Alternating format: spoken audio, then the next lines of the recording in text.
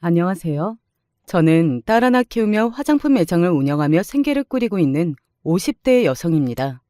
장사하랴 한창 사춘기에 들어선 딸아이 챙기랴 24시간이 모자라게 바쁘지만 그럼에도 사랑하는 딸아이와 알콩달콩 즐겁게 지내고 있습니다. 지금이야 이런 생활이 일상이 되었지만 이런 평범한 행복을 찾는 일이 제게도 결코 쉽지 않았어요. 제게 결혼 생활은 소중한 저희 딸아이를 선물하기도 했지만 사실 그거 외에는 항상 제 인격을 시험에 빠지게 할 정도로 힘든 나날의 연속이었습니다. 제 엄마 말에 제대로 토 한 번 달지 못하는 대단하신 효자 남편과 며느리라는 여자가 자기 아들 벗겨먹을까봐 늘 혈안이 되어 두 눈 시펄겋게 뜨고 저를 쏘아보시는 시어머니 때문이었죠. 결혼 생활 내내 첨예하게 이어지던 갈등은 차마 입에도 담기 어려운 험한 일까지 불러일으키며 저를 극한의 상황으로 몰아갔습니다. 이 썩을년, 이 때려 죽일년, 내가 내 아들을 어떻게 키웠는데 너 같은 게 감히 내 아들 등골을 뽑아? 이 빈대 같은 게. 제발 나한테 말 좀 그따위로 하지 말아요. 저 어머니한테 그런 소리 들을 정도로 어머니 아들 덕 보면서 살지 않았어요. 그렇게 아들이 귀하면 장가 보내지 말고 혼자 끼고 살지. 왜 굳이 결혼을 시켜서 나까지 이렇게 못 살게 만들어요? 뭐 그렇게 잘난 아드님 두셨다고? 뭐야? 이 고얀 것이? 이 잠깐의 대화만 들어도 저와 시어머니 사이가 얼마나 막장으로 치달았는지 짐작이 가시죠. 그래도 딸 자식 하나 보고 부당한 일에 눈 감고 귀 닫아가며 보살처럼 살아오던 10년이 넘는 결혼 생활이었으나 결국 저 시어머니란 작자는 결코 건드려서는 안 되는 것까지 건드리고 말더군요. 참는 것도 한계가 있지 저도 선을 제대로 넘는 시어머니를 마냥 용서할 수만은 없었습니다. 어디다 얘기해도 남 부끄러워서 차마 시원하게 내놓지도 못했던 제 사연. 여러분들이 한번 들어주시겠어요? 지금 와서 돌이켜 생각해보면 시어머니나 남편이 저를 이렇게 만만하게 여기고 함부로 대할 수 있었던 건 아무래도 제 친정이 빵빵하지 못했던 탓이 크다는 생각이 듭니다. 시집가서 억울하고 서러운 일 생길 때마다 그래도 믿을 구석은 친정뿐이라고들 하는데 제 친정은 제가 믿고 기댈 수 있는 곳은커녕 오히려 떠올리면 한숨만 나오게 하는 곳이었으니까요. 친정이 형편이 많이 안 좋았거든요. 사실 이렇게 말하는 것도 유하게 돌려서 말하는 편이에요.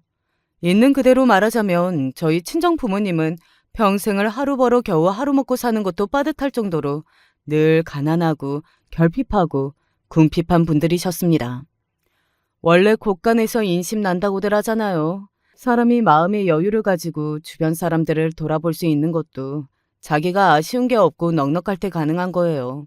물론 여러분들 중에서는 경제적으로 풍요보다 조금 부족하더라도 가족 간에 함께 마음을 나누는 것이 중요하다고 말씀하시는 분들도 계실지 모르나 그런 집안에서 평생을 상처받으며 살아온 제 입장에서는 그런 분들이 참 대단한 인격자처럼 느껴집니다. 안타깝게도 저희 친정 부모님은 그런 고매한 인격을 갖추신 분들은 못 되셨거든요. 그러다 보니 항상 부족한 환경에서 삶에 지친 친정 부모님의 불안은 끊이지를 않았습니다. 당신 정말 제정신이야? 당장 애들 학교 보낼 돈도 빠듯해서 주위에 돈이라도 끌어다녀 할 판에 지금 술이 목구멍으로 넘어가? 이놈의 여편네가 정말 1년 내내 하루 종일 쉬는 날도 없이 몸 부셔져라 일하는 남편한테 사근사근하게 굴지는 못할 망정. 그럼 내가 이 고생을 하면서 술 한잔 마시는 것도 마누라 눈치를 봐야 해? 당신이 눈치를 보면 애들 있는 집에서 이따위 짓을 해? 에이씨, 이놈의 집구석 더러워서 정말. 모이는 돈은 없이 할 줄 아는 건 몸으로 하는 일뿐이라 항상 고된 일에 지치신 친정아버지셨습니다. 지금이야 새끼들을 줄줄이 딸렸는데 그것들 먹일 생각을 하면 앞이 깜깜하고 하루하루가 살얼음판 걷는 듯하는 당신의 인생이 원망스러웠으리라는 생각이 들지만 그럼에도 아버지로서는 실격인 사람이었습니다. 저나 저희 형제들은 경제적인 궁핍도 궁핍이지만 단 하루도 집안에서 마음 놓을 수 없게 만드는 아버지의 언사가 더 고통스러운 상처로 남아있으니까요. 삶이 힘겨우셨던 아버지는 항상 본인 인생의 도피처로 술을 택하셨고 매일 새벽같이 나가 밤늦게 일을 마치고 돌아오실 때면 거나하게 술에 취해 들어와 저희 형제들과 친정 어머니께 폭언을 일삼기 일쑤였습니다. 그나마 다행이었다면 아버지의 행패가 폭언으로 끝나면 물리적인 폭행으로까지 이어지지 않는다는 점 정도였을까요?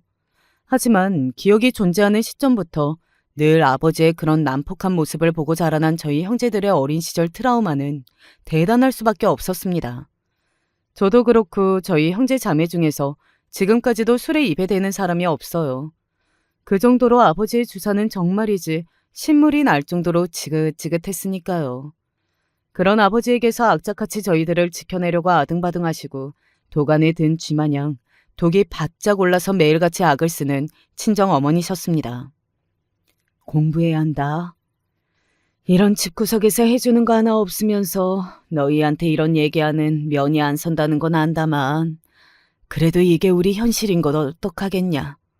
공부해서 대학을 가든 직장을 잡든 어떻게든 하루라도 빨리 이 집구석에서 나가서 너희들 살 길 찾는 게 그나마 너희들 숨통 트이는 일이다. 엄마 말 허투루 듣지 말고, 응? 어릴 때는 대학 등록금 보태줄 돈도 없으면서 저렇게 악착같이 공부하라고 잔소리하는 친정 어머니까지 원망스러웠으나 딸 자식 낳고 살아가는 지금에 이르러서야 겨우 그런 친정 어머니 심정이 조금은 이해가 갈 것도 같습니다. 순진한 처녀 시절 사람 보는 눈이 없었다는 이유만으로 겪기에는 친정 어머니께서도 너무나도 가혹한 세월이었겠죠. 사춘기 무렵에는 저런 남자를 만나놓고도 자식을 줄줄이 낳아 책임지지도 못할 일을 벌인 친정엄마가 참 원망스러운 마음이었으나 요새 같으면 몰라도 그 시절 가진 것 없는 젊은 여자가 자기 뜻대로 살기가 쉽지 않는다는 걸 저도 모르지는 않았으니까요. 하지만 그것도 다 자라 이제 나이가 먹어서야 간신히 이해를 하게 된 것이지 저 역시 사는 내내 정 한 톨이라고 없는 친정아버지는 물론이거니와 친정어머니에 대한 마음도 대단했습니다. 사실 친정아버지보다도 더 제 마음을 괴롭게 만드는 게 바로 엄마였어요. 친정아버지야 어디 하나 정줄 구석이 없으니 오롯이 미워하기만 하면 그만이었습니다. 저런 인간 내가 집 나가기만 해봐라. 단박에 인연을 끊어버리리라 결심하고 속으로 이를 부득부득 갈았죠.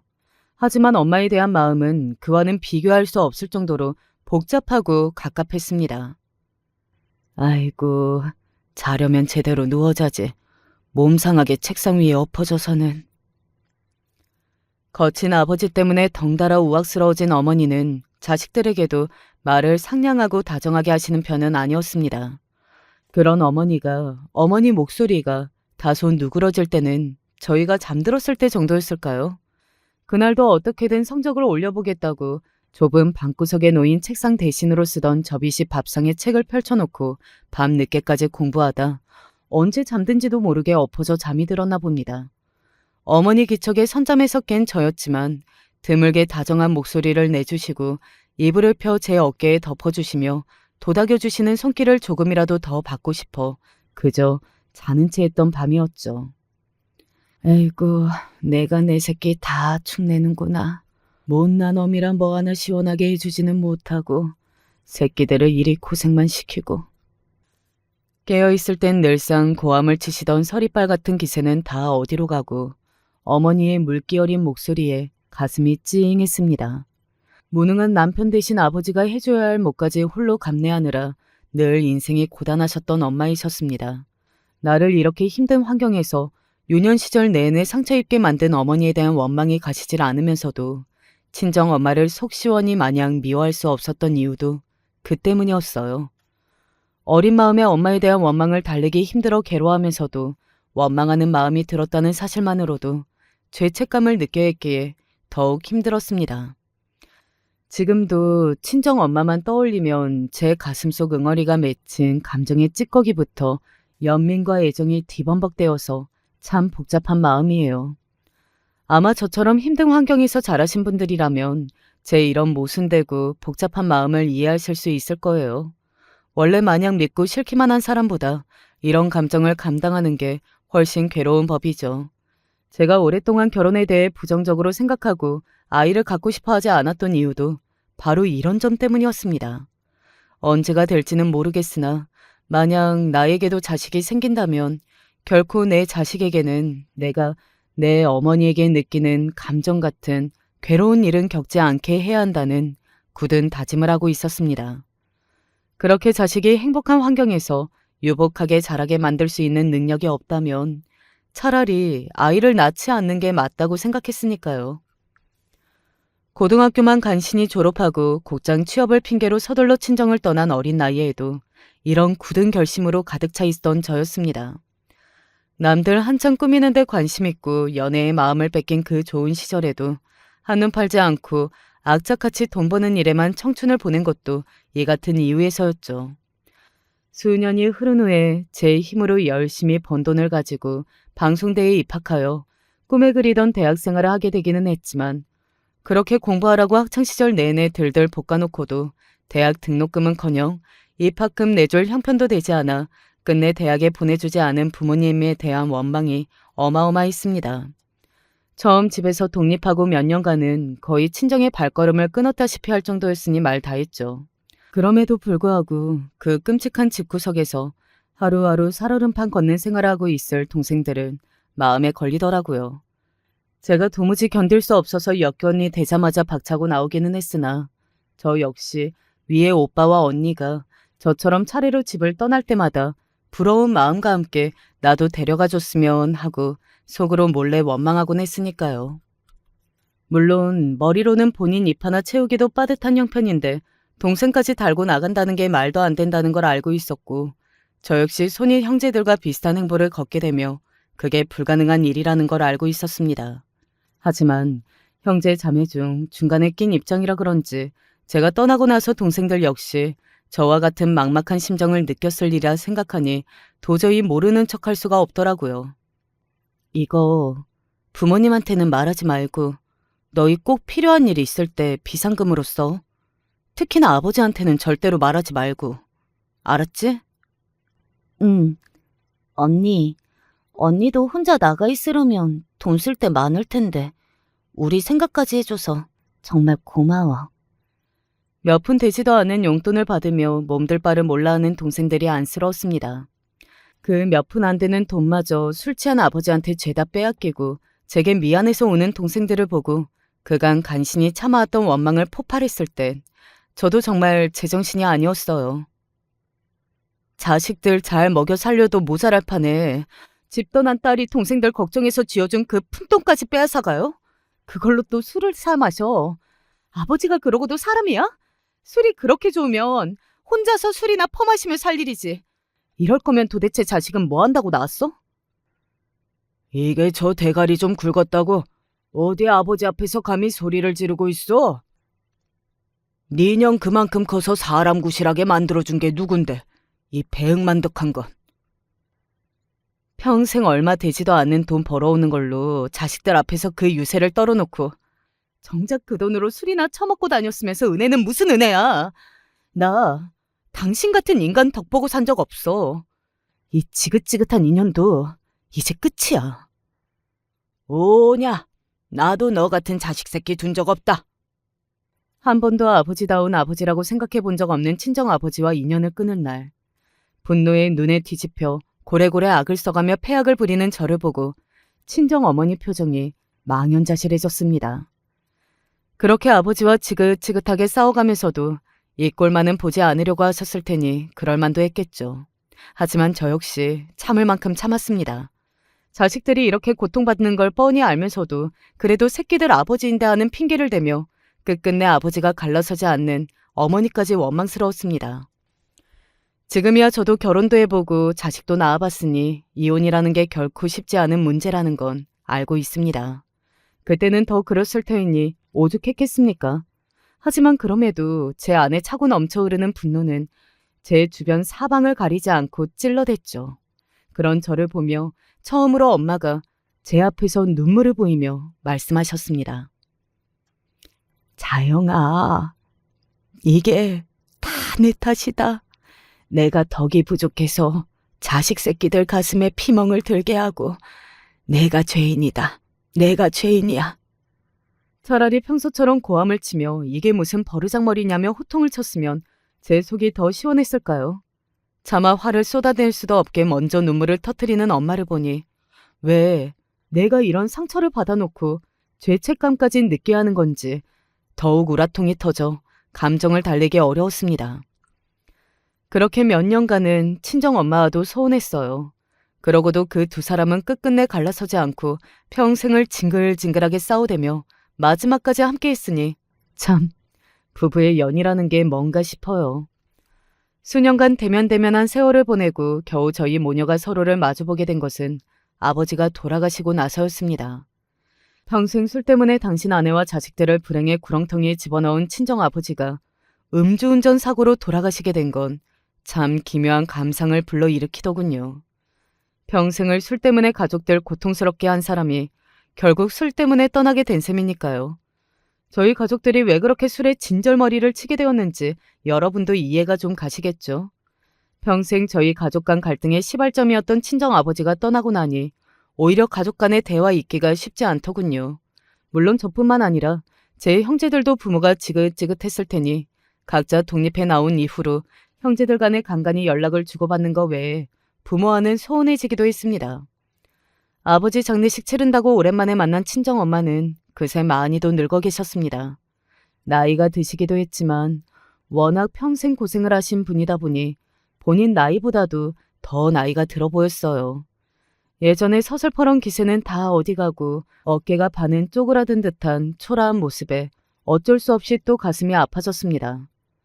그때는 저도 이미 나이가 30을 훌쩍 넘어가고 있었어요. 어릴 적 상처가 많다 보니 결혼 이야기까지는 꺼내지 않더라도 후에 남편이 된 남자친구와 교제 중이기도 했습니다. 저도 이제 어느 정도 나이를 먹으니 언제까지고 어릴 적 상처에만 매달려서 부모 원망만 하고 있을 수만은 없더라고요.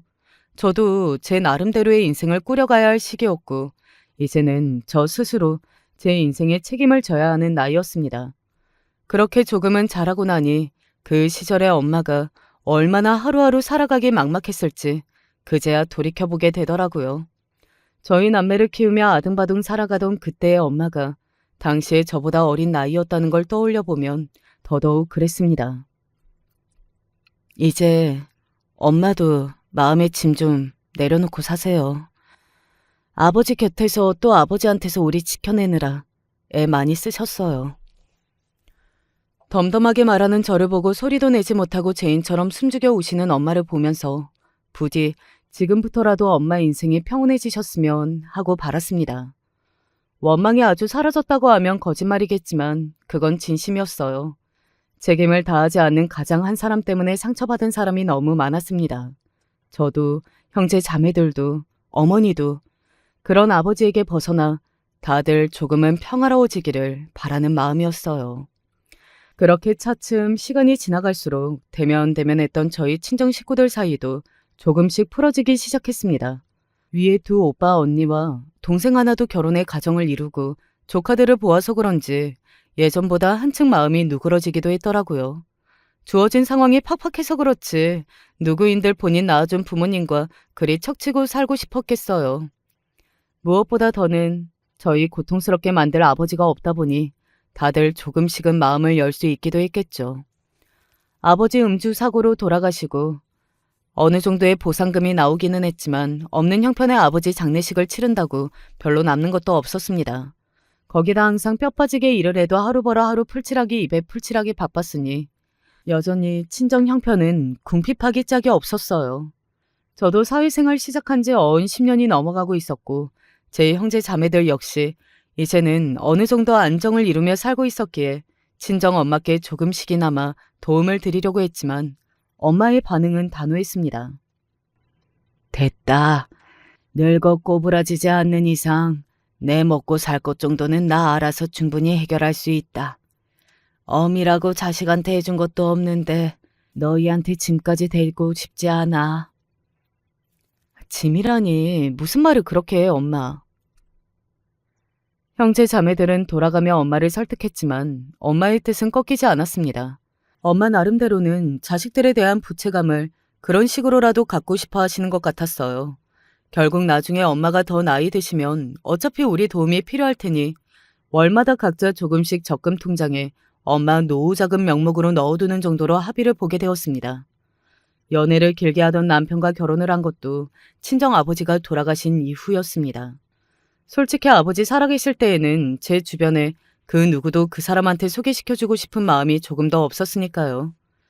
제가 결혼 생활을 차일피일 미뤘던 이유 중 아주 큰 부분을 차지하는 게 바로 제 친정아버지의 존재였죠. 이렇게 말하면 그래도 자식인데 참 매몰차다고 느끼실지 모르겠지만 아마 친정아버지가 오래 생존해 계셨다면 끝내 결혼하지 않았을 것 같다는 생각도 듭니다. 어찌되었든 결혼할 무렵에는 저도 30이 훌쩍 넘어 있었고 저보다 2살이 많은 남편은 결혼이 급한 상황이었어요. 애초에 처음 만날 때부터 결혼에 크게 뜻이 없다는 의사를 분명하게 밝혔음에도 남편은 상관없다는 식으로 제 의사를 존중하는 것처럼 보였습니다. 지금 와서 생각해보면 그런 제 생각을 존중했다기보다는 말은 저렇게 해도 때 되면 결혼하겠지 하고 가볍게 생각했던 게 맞는 것 같아요. 그렇게 결혼이 급했으면 차라리 자기랑 뜻이 맞는 새로운 여자를 찾을 일이지.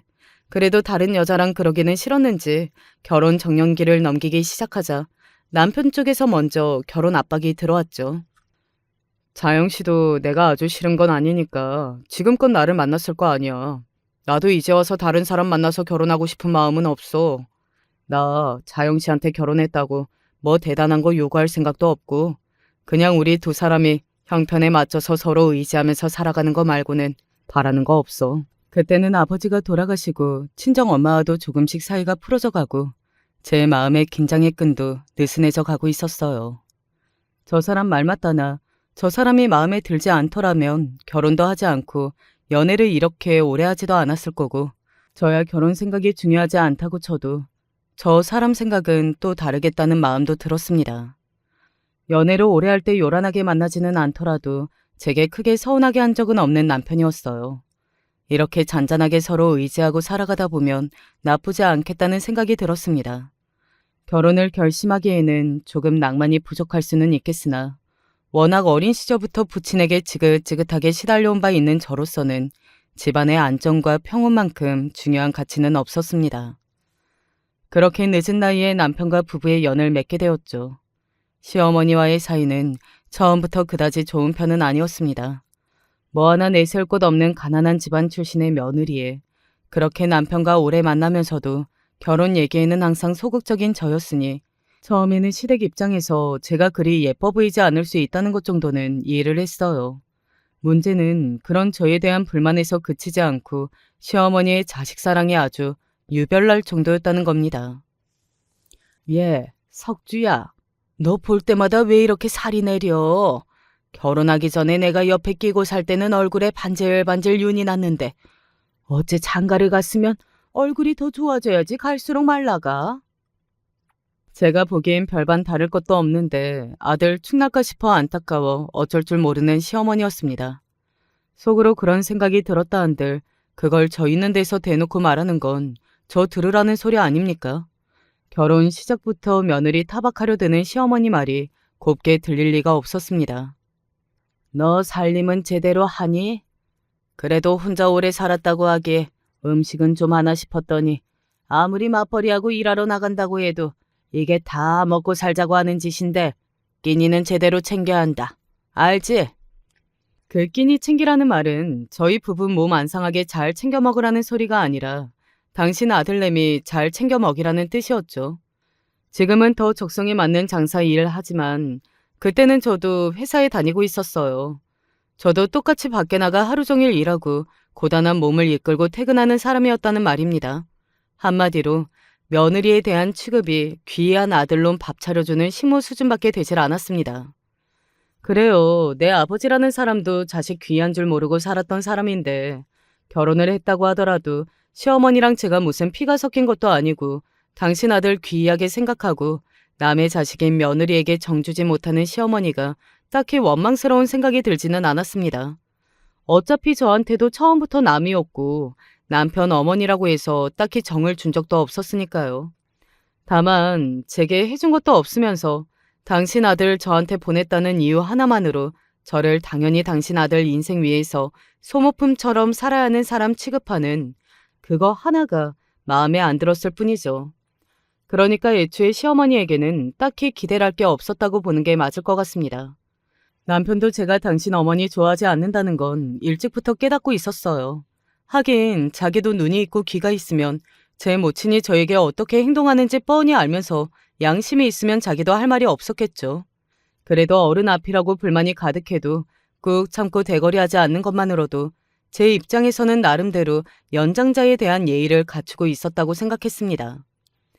다만 한심했던 건 제 아내와 어머니가 그리 갈등을 겪고 있는데도 중간에서 조율은커녕 이리저리 눈치만 볼 뿐 제대로 된 대응조차 하지 않는 어설픈 남편의 모습이었고, 이런 남편의 모습에 나날이 실망스러웠습니다. 결혼 전까지만 하더라도 결혼하고 나면 독립된 가정을 이루는 것을 당연하게 여기고 말하던 남편이었습니다. 막상 결혼하고 나니 제 배우자란 사람이 제 어미 품에서 조금도 독립하지 못한 품 안의 자식임을 확인하는 과정이 씁쓸하기 그지없었습니다. 저희 딸인 주희가 태어나고 나서도 시어머니의 극진한 아들 사랑은 더 심해지면 심해졌지 결코 나아지지 않았습니다. 자기 귀한 아들 앞에 딸린 입이 둘로 늘어났으니 시어머니의 아들 걱정도 배로 늘어난 것 같았어요. 임신 기간에까지 시어머니에게 살가운 대접 못 받은 것은 그렇다 치더라도 아이 낳은 지 얼마 되지 않아 제대로 몸도 못 추스른 저에게 대놓고 복직을 종용하는 시어머니 막대먹은 행동까지는 정말 못 참아주겠더라고요. 예, 이제 너희 둘만 있는 것도 아니고 애 하나 생기면 들어갈 돈이 천지다. 아무리 우리 석주가 가장이라고는 하지만 요새 세상에 애 하나 키우는 게 옛날 같지 않은데 낳아놓으면 지 밥그릇 알아서 챙긴다는 시대도 아니고 네 남편 혼자 저리 고생하는데 너도 얼른 가게에 보탬이 될 생각을 해야지. 어머니, 제가 우리 주희 낳은 지 한 달이 됐어요? 보름이 됐어요? 저 몸 푼 지 겨우 일주일 됐는데 아직 몸도 제대로 못 추스른 며느리 앞에서 그런 말씀 꼭 하셔야겠어요? 얘는 어른이 말씀을 하시면 그런가 보다 할 줄을 모르고 남들 다 낳는 애 하나 낳은 거 가지고 지금 유세 부리는 거야? 너 이런 식으로 행동하면 너희 어머니 욕먹이는 거밖에 안 돼. 어머니, 제발 말씀 좀 가려서 하실 수 없으세요? 이젠 저도 모자라서 저희 엄마까지 싸잡아서 욕하시는 거예요? 제가 언제 어머니 앞에서 언성 높인 적 있어요? 정말 해도 너무하시잖아요. 아이 낳고 몸은 몸대로 지쳐있고 2시간 간격으로 아이 젖물리느라 거의 밤을 꼬박 새다시피 하며 몸도 마음도 만신창이가 되어 있었습니다. 거기에 자기 소녀 낳아서 고맙다는 말 듣는 것까지는 바라지 않아도 힘든 와중에 스트레스까지 더 얹으려는 시어머니를 정말 못 견디겠더라고요. 저도 한껏 신경이 날카로워져 있었지만 그렇다고 해서 당신 손자 낳아준 며느리 앞에서 저게 할 말입니까? 가뜩이나 떨어질 정도 없는데 시어머니에게 더더욱 정이 떨어졌습니다. 갓 출산한 제 마누라가 자기 모친에게 그런 수모를 겪고 있는데도 가운데서 쩔쩔매며 말 한마디 시원하게 못하는 남편이라는 작자는 타인이나 다름없었어요. 아이고 석주야, 아이고 내 아들. 어쩌다가 저리 드센 여자한테 장가를 가서는 우리 착한 아들 딱해서 어쩔꼬. 제 속을 있는 대로 뒤집어 놓고는 또다시 당신 아들 가여워서 어쩔 줄을 모르는 시어머니 꼴을 보고 있자니 당장 저 남편이란 놈 반품하고 싶은 기분이었습니다. 어째 결혼하고 나서 마음의 안정과 평화는커녕 혼자 살 때보다도 속 시끄러운 일이 훨씬 많았어요. 이럴 줄 알았으면 애초에 저 인간 가문이설에 넘어가는 게 아니었는데 지금에 와서는 이미 늦어버린 후회였습니다. 아이 낳고서도 시댁의 축하다운 축하는 제대로 한번 받아보지 못한 채 욕만 잔뜩 먹은 저는 독이 잔뜩 올라 남편에게 쏘아붙였어요. 당신은 입이 없어? 당신 어머니가 저렇게 폐악을 부리는 거 하루 이틀도 아닌데 그걸 고스란히 받아내는 날 보고도 아무 생각도 안 드냐고. 아이, 어머니가 왜 저러실까? 그래도 우리가 이해를 해야지. 저 나이 드신 분들이 다 그렇지 뭐. 그렇긴 뭐가 그래. 누가 봐도 당신 어머니 유난스러운 거 모를 것 같아? 당신 결혼하기 전에 나한테 뭐라고 했어? 나한테 크게 기대하는 거 없다고 그저 둘이서 의지하며 살아가자며. 그런데 내가 지금 당신 하는 무얼 보고 당신한테 평생 의지하면서 살아? 당신 새끼 낳고 몸도 못 추스른 나 저렇게 못 잡아먹어서 안달인 당신 어머니를 보고도 제대로 말리지도 못하는 주제. 아니, 다른 사람도 아니고 엄마인데 자식이 돼서 그럼 엄마랑 대판 싸우기라도 해? 그것도 우리 주위 보는 앞에서? 벌써부터 얘 뭘 보고 배우라고? 애 있는 데서 당신 어머니 막말하는 거 가만히 두고 볼 땐 언제고? 어디서 애 핑계를 대고 있어? 듣기 싫어. 자꾸 그런 소리 할 거면 당신도 나가. 가뜩이나 아이 낳고 힘든 몸에 이런 서름까지 겪고 나니 저도 감정을 주체하기가 힘들었습니다. 결혼해서 가정을 이루었는데도 마음 놓고 기댈 곳 하나 없는 제 신세를 생각하니 스스로가 가엾고 처량해서 울고 싶지 않은데도 자꾸만 눈물이 빚어나왔습니다. 그런 제 옆자리를 친정엄마가 지켜주셨어요. 내가 박복해서 내가 인복이 모자라서 내 새끼들을 고생을 시키나 보다. 울지 말어. 아기 낳고 너무 많이 울면 시력 나빠져. 엄마는 무슨 쓸데없는 소리를 하고 있어. 잘못한 인간은 따로 있는데. 저 어릴 적 생각하면 그렇게 자기 비하에 가까운 소리를 하며 약한 소리를 하시는 엄마를 상상할 수 없는 일이었는데 아버지 돌아가시고 나서는 기세가 한풀 꺾이신 친정 엄마이셨습니다.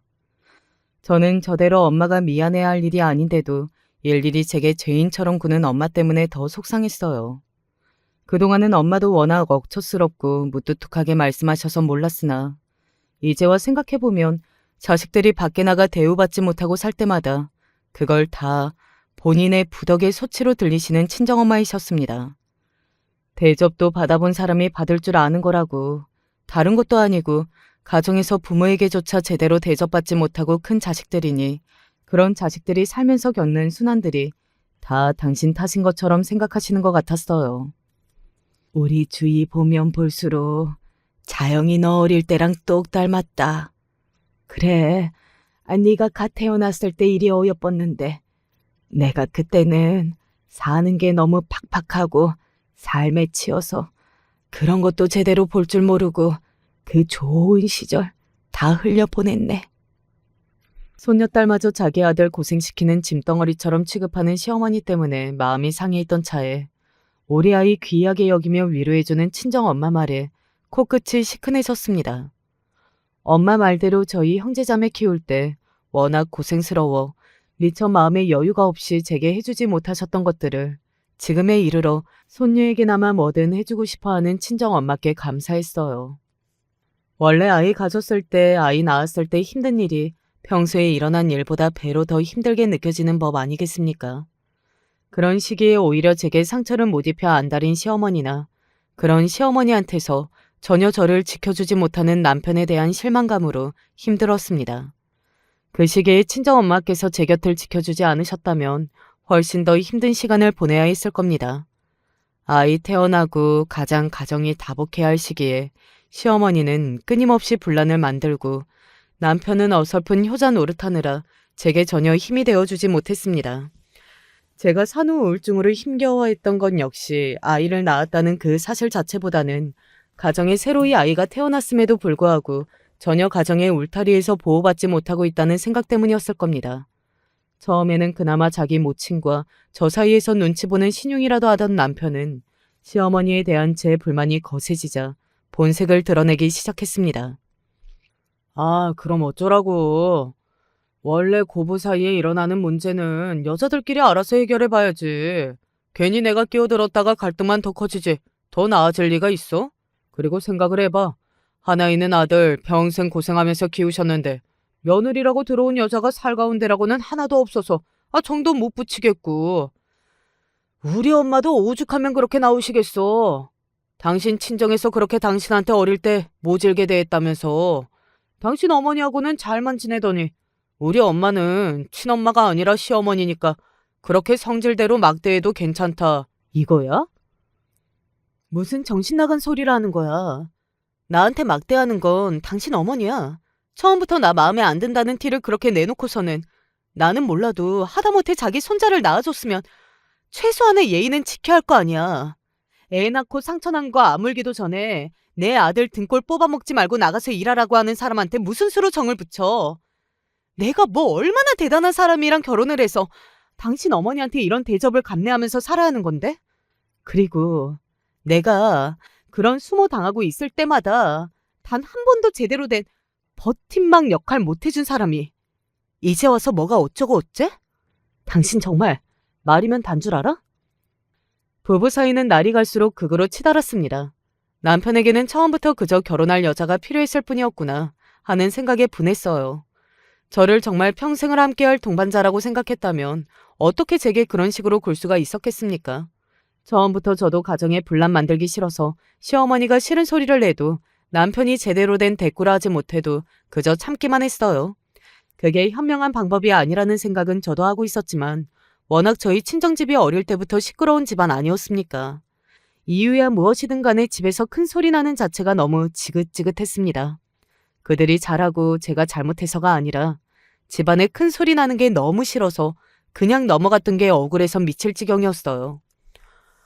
어차피 지금 와서 이런 취급을 받을 것 같으면 속에 맺힌 거라도 없도록 하고 싶은 말 다 하면서 살 걸 싶었습니다. 어차피 남편이라는 인간도 저를 존중하고 대우하지 않은데 저라고 그래야 할 이유가 있나 싶었어요. 그러던 와중에 엄마가 사고를 당하셨다는 소식에 어찌나 놀랐는지 모릅니다. 헐레벌떡 연락을 받고 도착한 병원 응급실에서 다리에 커다란 부목을 대고 있는 엄마를 보고 정말이지 소스라치게 놀랐습니다. 아이고, 뭐 큰일이라고 주위까지 들쳐업고 여길 와. 그럼 오지 않아? 엄마, 괜찮아? 별일 아니야.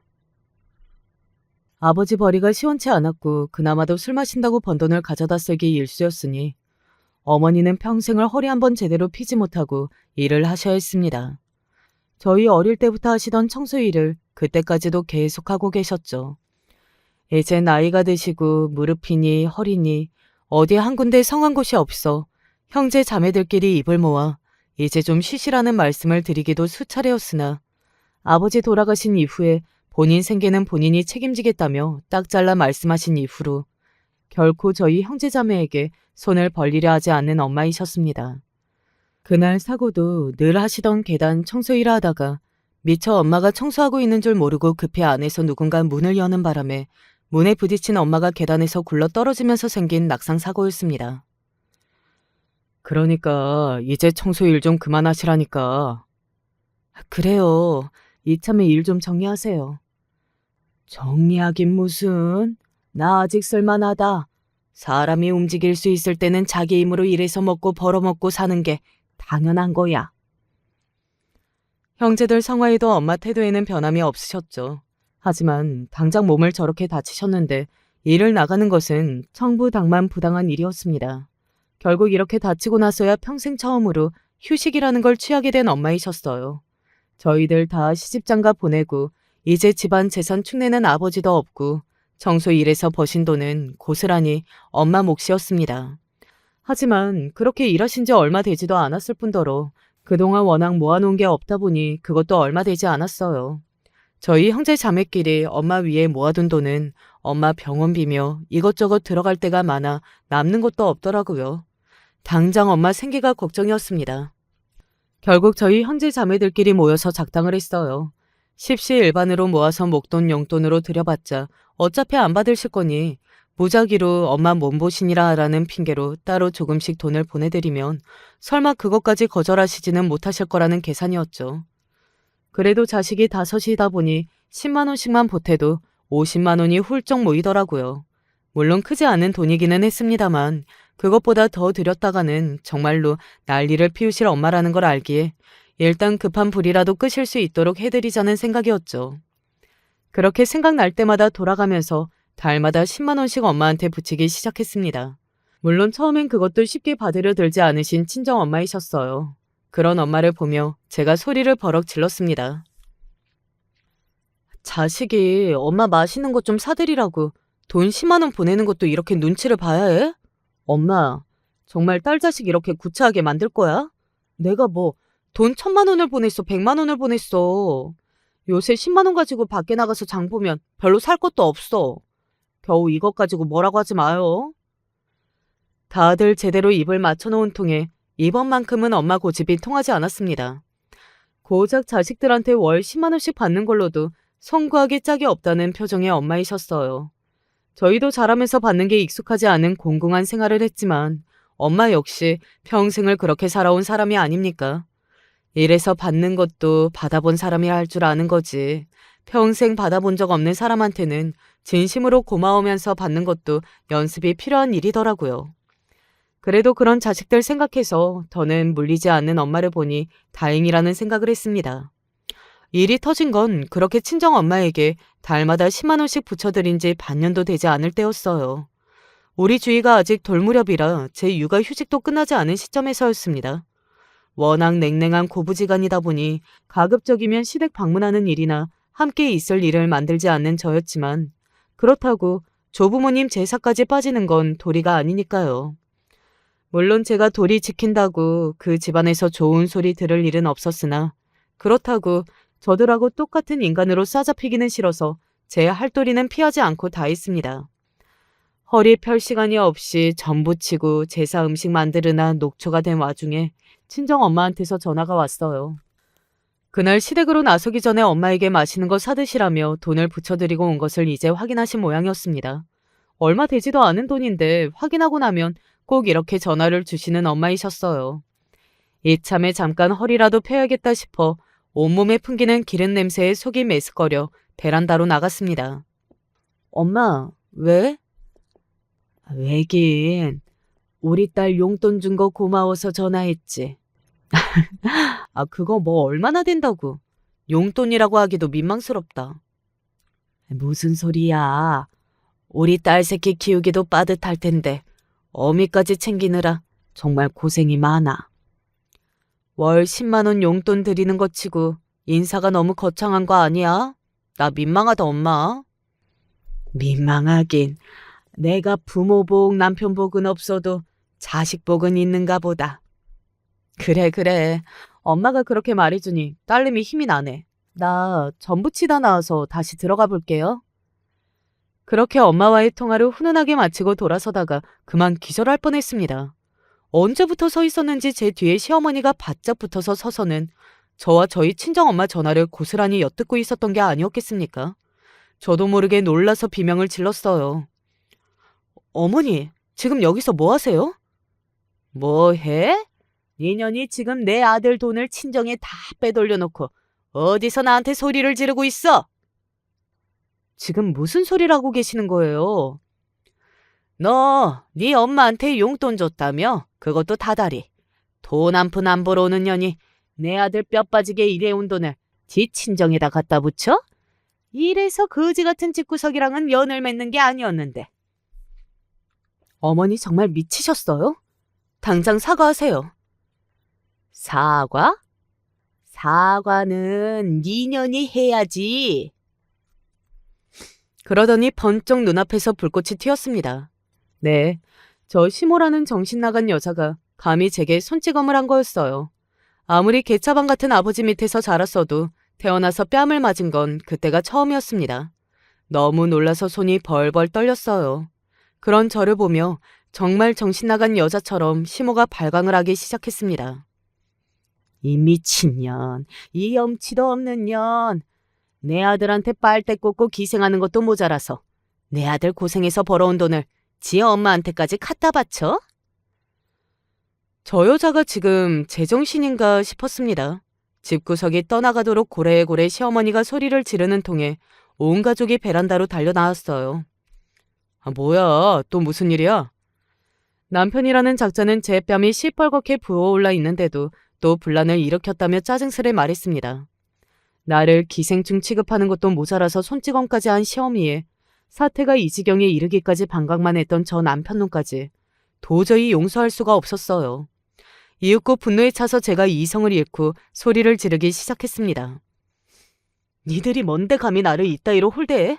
내가 내 돈으로 우리 엄마 고작 달에 10만 원 붙여주고도 니놈 등골 빼먹는다고 빈대 취급당하며 뺨이나 맞게 만들어? 너 같은 놈이랑은 더는 하루도 더 못 살아. 당장 이혼해. 놈도 놈 어미도 단 한순간도 눈을 마주치고 싶지 않았습니다. 그 길로 제 사고 뭐고 단박에 제 집으로 돌아와 문을 걸어 잠갔어요. 뒤늦게 당황해 쫓아온 남편놈이 문 열어달라고 난리를 피워도 들은 척도 하지 않았습니다. 이대로 날이 새면 당장에 이혼 변호사를 찾아갈 생각이었습니다. 혹은 오르또 정도꽃이지. 제 아들 것도 아닌 돈 10만 원에 뺨까지 맞아가며 저것들과 가족으로 살 생각 더는 없었습니다. 휴대전화에 남편 부재중 전화가 100통을 넘겨가도 이혼 준비가 끝나기 전까지는 결코 받지 않을 생각이었습니다. 남편에게 다음과 같은 충격적인 문자 메시지를 받기 전까지는 말입니다. 엄마가 돌아가셨어.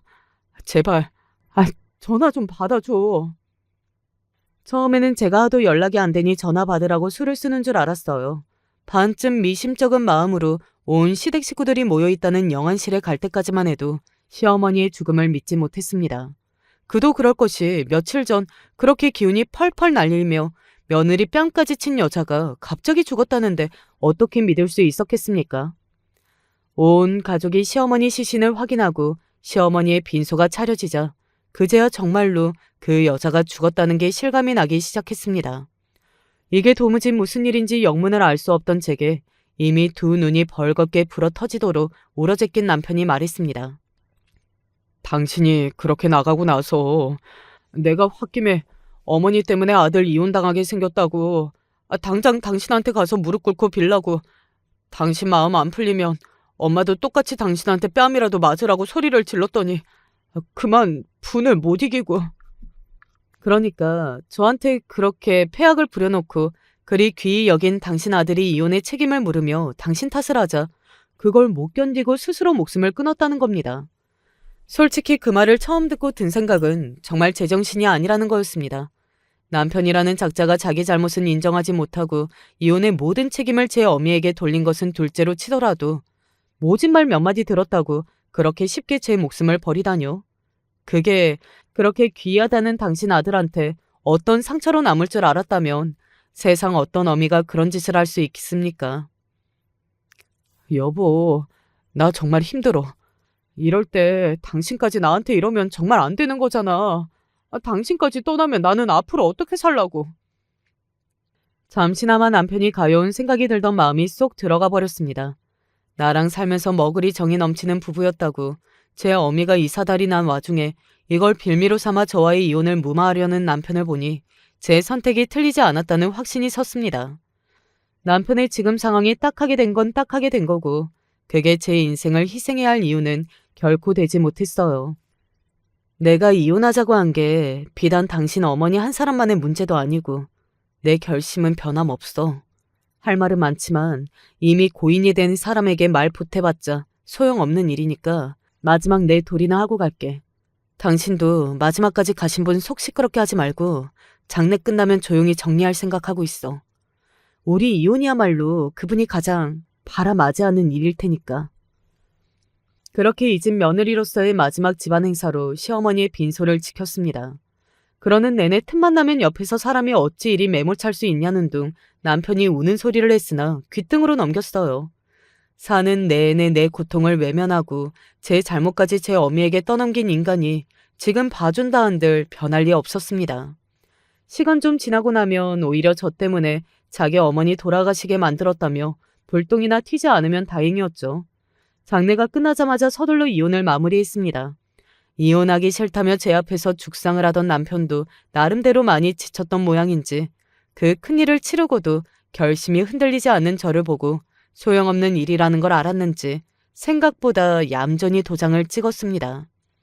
남편이나 시어머니나 그간 당해온 일들을 생각하면 여전히 분한 마음이 들었으나 그들 나름대로 벌을 받았다고 생각하니 뭐라고 더 말을 보태기도 힘들더라고요. 보통 흉사가 아니었으니까요. 그렇게 저는 딸아이를 데리고 남편과 완전히 결별했습니다. 지금도 그때를 생각하면 심장이 벌렁거리는 기분이에요. 다소 냉정하게 들릴지는 모르겠으나 그때 흔들리지 않고 제 뜻을 밀고 나간 건 후회하지 않습니다. 워낙 안 좋은 일이었다 보니 여전히 그 집 식구들을 둘러싸고 말들이 많다는 건 건너 들어왔습니다. 이혼 후에도 친정엄마와 가까운 곳에 살며 시댁 쪽과는 완전히 떨어져 나왔거든요. 우리 딸 생각을 해도 그 집과 엮여서 좋은 소리 듣기 어려우니 이혼하고 새 보금자리를 찾는 건 잘한 선택이었어요. 덕분에 우리 주인은 과거의 어두운 이야기에 매몰되지 않고 말갈량이 여중생으로 잘 자라났습니다. 제게 가장 중요한 건 역시 그거겠죠. 지금은 그것도 과거의 일로 멀어지고 딸아이와 오순도순 행복하게 살고 있습니다. 제가 그토록 바라던 평안을 이제야 찾은 것 같아요. 오늘 제가 들려드린 이야기는 여기까지입니다. 마지막까지 들어주셔서 감사드려요. 안녕하세요. 얼마 전 결혼한 신부입니다. 여기 채널에 시어머니에 관련된 이야기가 많던데요. 저희 시어머니도 과히 뒤처지지 않는 분 같아 속 이야기도 해볼 겸 익명으로 사연을 보내봅니다. 놀라실지 모르겠지만 저와 남편은 고등학교 시절부터 10년이 넘게 사귄 커플이에요. 서로 같은 반이었고 워낙 통하는 게 많아서 동성 친구보다도 친하게 지내다가 대학에 가서 남자친구의 고백으로 연애를 하게 되었습니다. 마침 또 대학교도 같은 대학교여가지고 같은 학과는 아닐지언정 캠퍼스 커플로 한 번도 싸우지 않고 무척이나 사이좋게 연애했죠. 서로가 첫 남자친구, 첫 여자친구였던지라 저희는 모든 행동들이 전부 서로 하는 게 처음이었습니다. 그런 특별함이 쌓이고 쌓이다 보니 언제부턴가는 남자친구나 저나 상대방이 아니면 안 될 것 같다고 생각을 하게 되더라고요.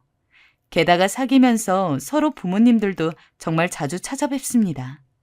물론 그때야 정식으로 결혼을 이야기한 것은 아니었지만 아무래도 오래 사귀다 보니까 그만큼 상대방 가족을 볼 일도 꽤나 생기더라고요. 남자친구네 부모님이 저를 먼저 궁금해하기도 했고 저희 부모님 쪽에서도 너는 대체 누구를 만나길래 그렇게 오랜 시간 동안 한 명이랑만 사귀는 거야? 라면서 궁금하다고 저한테 남자친구를 데려와 보라고 한 적도 있습니다. 덕분에 저희는 사실상 결혼 이야기가 나오지 않던 때에도 거의 예비 사위, 예비 며느리처럼 대접을 받고는 했죠. 우리 수환이랑은 언제 결혼할 거야? 때 되면 가야죠. 이런 대화를 예비 시어머니와 했을 정도였으니까요. 그러다가 올해 초에 남자친구에게 프로포즈를 받았습니다. 저도 남자친구를 향한 마음이 굳건했기에 기꺼이 남자친구의 프로포즈를 받아들였고요. 그러고 서로 부모님들끼리 상견례를 하고 올해 10월에 결혼을 하기로 약속을 한 뒤 결혼식을 준비하느라 무척이나 바쁘게 지냈습니다. 서로 직장 생활을 하면서 결혼 준비를 한다는 게 말처럼 쉽지는 않더라고요. 자기야, 생각보다 정신이 없네. 직장 생활하면서 준비하니까 시간이 더 촉박하게 느껴진다. 그러게 말이야. 그래도 어머님이 도와주신다고 하니까 너무 다행이야. 우리 엄마가? 응, 시어머니가 얼마나 날 도와주시는데 오늘도 고생한다고 아침에 커피 쿠폰 보내주셨어. 네, 그래도 저희의 결혼을 준비하는 것만큼 힘들어도 기뻤고 기대가 또 되었던 건 무엇보다도 예비 시어머니가 무척이나 잘 대해주셨기 때문이에요. 이런 말하면 이상할지 모르겠지만 저에게 시어머니는 시월드의 독살스런 시어머니가 아니거든요. 며느리에게 잔정을 주시는 다정하고 온화하신 시어머니시죠. 시어머니는 저와 남자친구가 연애를 할 당시에도 저한테 엄청 잘해주셨어요. 솔직히 처음에는 남자친구가 여자 한 명만 오래 만난다는 게 조금 걱정스럽기도 하시다고 했는데 막상 저를 보고 나니까 왜 아들이 그렇게 저랑 오래 연애를 하는지 알 것 같다는 이야기를 하시더라고요. 그간 내가 괜한 걱정을 했네. 아마 나라도 지희 널 계속 점치고 두고 있었을 게다. 아들, 지희한테 잘해야 한다. 이런 며느리 없어. 알지? 알겠어요. 엄마도 참. 이러다 지희 팬 되겠네. 착한 며느리병이 있다 하죠. 전 남자친구를 사랑했던 만큼 저는 당연히 남자친구 부모님에게 더 좋은 인상을 주고 싶었기 때문에 예비 시어머니가 그렇게 저를 좋게 봐주신다는 게 너무 좋았습니다. 허나 이게 다가 아니에요. 제가 시어머니를 진심으로 따르게 된 건 이 사건 때문인데요. 제가 무척 아팠을 때가 있었어요. 당시 남자친구가 약을 사들고 제가 사는 자취방으로 오기로 했는데 갑작스레 야근이 생겨 늦어진다고 하더라고요. 순간 눈앞이 컴컴했죠. 미안해, 지희야. 어떡하지? 내가 최대한 일찍 끝내볼게. 조금만 기다려줘. 알겠어. 기다릴게. 얼른 와줘. 남자친구 말고는 딱히 도움을 청할 데도 없어서 일단 너무 아파 이를 꽉 악물고 견디고 있었어요. 그런데 그때 올 사람이 없는데 초인종이 울리더라고요. 처음엔 잘못 눌렀나 해서 가만히 누워만 있었는데 띵동 띵동 하는 초인종 소리가 계속되자 결국 아픈 몸을 이끌고 나가게 되었어요. 그런데 나가보니 걱정스러운 얼굴을 하고 있는 예비 시어머니가 있는 거예요. 어머님. 지희야, 괜찮니? 너 많이 아프다며. 아니, 그럼 가까이 사는 나한테라도 연락을 하지 그랬니? 수환이한테 연락받고 급하게 왔다. 일단 죽부터 먹고 약 먹어라. 그냥 약 먹으면 속 쓰려. 그때 왜 새삼스레 눈물이 나는 건지 몸이 아파 혼자 끙끙대며 아무것도 못하고 있을 때 천사처럼 등장하신 예비 시어머니가 너무 고맙게 느껴지더라고요. 예비 시어머니는 직접 물까지 떠다 주시고 제가 약 먹는 것까지 다 지켜보고 가셨습니다. 그러면서 아프지 말아라. 직장일도 중하지만 뭐니 해도 건강이 최고야. 알지? 특히 여자 혼자 살면 더 챙겨야 해. 라는 문자까지 보내셨더라고요. 정신을 좀 차리고 시어머니의 그 문자를 확인했을 땐 저도 모르게 미소가 스르르 번졌습니다. 사실 저는 부모님이 두 분 다 계시지만 부모님으로부턴 그리 정을 못 받고 자랐어요. 뭐랄까요? 부모 자식 간에도 그런 관계 있잖아요. 대면대면한 관계. 그게 딱 저와 부모님 간의 사이를 뜻하는 말이었어요. 특히 새아빠와는 더 그랬는데 아마도 계기는 저희 엄마가 재혼을 하시면서였던 것 같아요. 엄마가 재혼을 하시고 지금의 새아빠, 그러니까 남편에게만 신경을 너무 쓰는 나머지 자식들에게는 온전히 사랑을 주지 못하셨어요. 그게 어렸을 땐 불만이었고 상처였고 또 한이기도 했어요. 그래서 그런지 20살이 되니까 집에서 얼른 나오고 싶어지더라고요. 마침 남자친구도 있고 하니 더 용기가 생기기도 했고요. 엄마는 딱히 붙잡지 않았어요. 엄마, 나 나가서 살고 싶어요. 그래, 나이 찼으면 독립해야지. 부모의 양육은 자식이 성인 되기 전까지야. 나는 할 일 다 한 것 같다. 잘 지내고 가끔 안부 전해라. 20살 여자애가 나가 산다 하면 걱정돼서 붙잡을 만도 한데 엄마는 알았다며 그냥 매몰차게 자르셨고 새아빤 제게 뭐라고 말해야 할지 모르는 얼굴로 절 쳐다보고 계셨어요. 그렇게 해서 집을 나오게 되었으니 참 씁쓸한 마무리였죠. 그 후론 부모님에게 잘 연락드리는 일은 없었어요. 등록금이나 그런 문제 꼭 필요할 때 연락을 드렸고 그 외엔 오는 전화도 잘 받지 않았죠. 그러다 보니 어느새 제겐 항상 엄마의 자리가 비어져 있는 것 같은 느낌이 들었어요. 그때 만나게 된 분이 바로 저희 예비 시어머니이죠. 저에게 항상 엄마 이상의 정을 주시는 분. 그런 분을 시어머니로 맞이하게 되었으니 이보다 더 큰 복이 없다 여겼습니다. 아무튼 그렇게 결혼 준비를 하면서 직장을 다니고 있었는데 갑자기 회사 사정으로 2주일 동안 유급 휴가를 받게 되었을 때가 있었습니다. 갑작스러운 일이기는 했지만 결혼 준비랑 회사 생활을 병행하다 보니까 솔직히 지치기도 했고 간만에 제대로 쉬겠다 싶어서 기쁜 마음으로 휴가를 받아들이게 되었죠. 원래부터 약간 집순이 성격이 있어서 주말이면 남자친구와 데이트를 할 때를 빼고는 무조건 집에 있는 성격이었는데 오랜만에 제 맘에 쏙 드는 휴식 시간을 가지니까 그동안 쌓여있던 피로나 스트레스도 좀 풀리는 것 같고 너무 좋더라고요. 그런데 예비 시어머니가 남자친구한테 제가 2주일 동안 휴가를 받았다는 이야기를 들었는지 전화가 왔습니다. 지희야, 너는 젊은 애가 그렇게 집에만 있을 거니? 그러지 말고 나랑 여행이나 가자. 내가 가끔 바람 좀 쐬려고 강원도 가고 그러는데 거기가 엄청 물도 깨끗하고 좋아.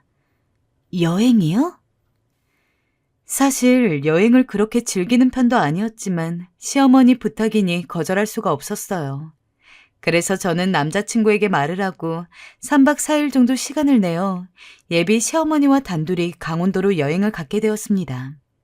막상 여행을 간다 하니 저도 전날엔 무척 마음이 설레더라고요.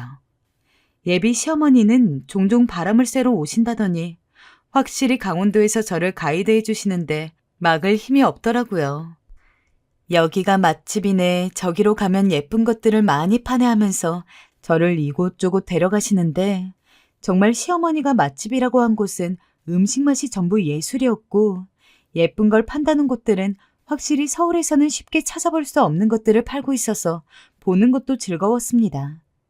솔직히 여행을 오기 전까지는 조금 귀찮다는 마음도 있었는데 막상 오고 나니까 예비 시어머니가 그렇게 여행을 제의해 준 게 너무 고맙고 그렇더라고요. 서울에서는 쉽게 보기 힘든 바다도 원 없이 실컷 보고 바닷물에 발도 살짝 담가보고 그 넓은 경치를 보면서 신선하게 썬 회까지 먹는데 간만에 마음이 탁 트이는 기분이었습니다. 어때? 막상 오니까 재밌었지? 네, 어머님, 너무 즐거웠어요. 어머님은 어떻게 이런 곳을 다 알고 계셔요? 바람 쐬러 종종 온다니까. 평소에는 나 혼자 다녔는데 이번에는 너도 같이 오고 하니까 일부러 좀 더 신경 써서 좋은 곳들만 데려갔어. 마음에 들었다니 다행이네. 네, 어머님. 진짜 마음에 들었어요. 이런 곳 데려와 주셔서 감사해요.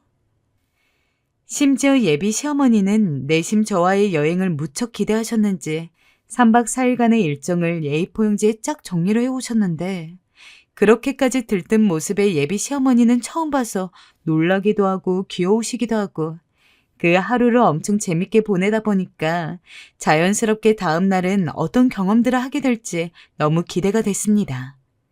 그렇게 설레는 마음으로 자고 일어났는데 그날은 예비 시어머니가 먼저 일찍 일어난 상태로 이것저것 준비를 하고 계시더라고요.